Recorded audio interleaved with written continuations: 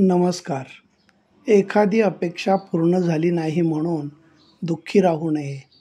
आपलीच अपेक्षा चुकीची होती असं समजून अपेक्षा ठेवणं सोडून द्यावं. परिस्थिती स्वतःलाच बदलावी लागते. कारण मनासारखे दिवस पाहण्यासाठी मनाविरुद्ध घडणारे दिवस सोसावे लागतात. यश ही तुमची सावली आहे. तिला पकडायचा प्रयत्न करू नका. तुमचा मार्ग चालत राहा. ती आपोआप तुमच्या मागे येईल. लक्षात ठेवा, सावली तेव्हाच तुमच्या मागे येईल जेव्हा तुम्ही प्रकाशाच्या दिशेने चालत राहाल. बी फोडले तर हाती काहीच लागत नाही, पण तेच बी जर जमिनीत पुरले किंवा पेरले तर त्यातून हजारो नवीन बियांचे दाणे तयार होतात. आपल्या विचारांचेही तसेच आहे. आपण आपल्याजवळ असलेले चांगले विचार एखाद्याच्या मनात रुजविण्यात यशस्वी झालो तर चांगला विचार करणारी हजारो माणसं निर्माण होतात. लहान विचार संशयाला जन्म देतात आणि मोठे विचार समाधानाला.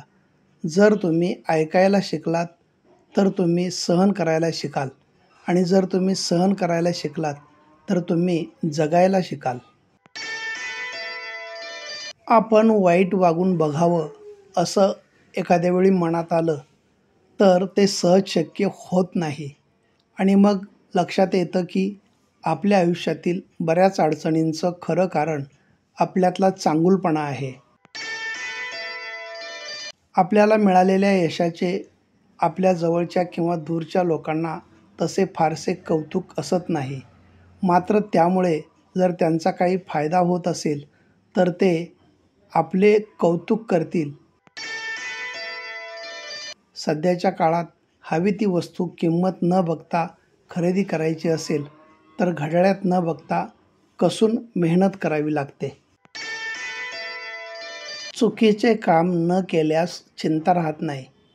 विचार ठाम असल्यास मनात गोंधळ निर्माण होत नाही, आणि प्रामाणिक असल्यास कशाचीही पर्वा किंवा भीती वाटत नाही.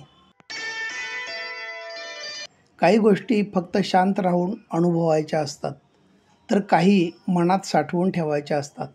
प्रत्येक गोष्टीचा बाजार मांडत गेलो तर भावनांचा आदर राहत नाही. चूक त्यांच्या हातूनच होते जे जबाबदारी घेऊन काम करतात. बिनकामाच्या लोकांचे जीवन तर दुसऱ्यांच्या चुका काढण्यातच संपून जाते. अडचणीच्या वेळी सगळ्यात मोठा आधार म्हणजे स्वतःवरचा विश्वास. जो मंद हास्य करत आपल्या कानात प्रेमाने सांगत असतो, सगळं व्यवस्थित होईल. चुकीच्या निर्णयाविरोधात जाहीर बंड करण्याची धमक ज्यांच्यात असते त्यांच्यात स्वतःचं अस्तित्व निर्माण करण्याची देखील धमक असते. ध्येय प्राप्तीसाठी प्रयत्न सोडणारे जिंकत नाहीत, आणि जिंकणारे प्रयत्नांची पराकाष्ठा सोडत नाहीत. धन्यवाद.